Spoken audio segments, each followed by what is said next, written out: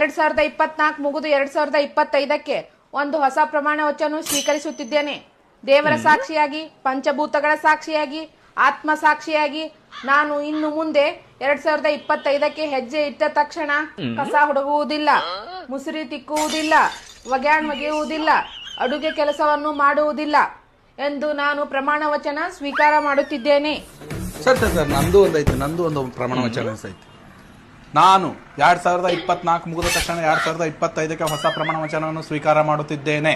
ನಾನು ಇನ್ನು ಮುಂದೆ 2025ರಿಂದ ಈಕಿಗೆ ಡ್ರೆಸ್ ಕೊಡ್ಸಂಗಿಲ್ಲ, ಸೀರೆ ಕೊಡ್ಸಂಗಿಲ್ಲ, ಬ್ಯೂಟಿ ಪಾರ್ಲರ್ ರೊಕ್ಕ ಕೊಡಂಗಿಲ್ಲ. ಇನ್ನು ಮುಂದೆ ಈಕಿಗೆ ನಾನು ಯಾವ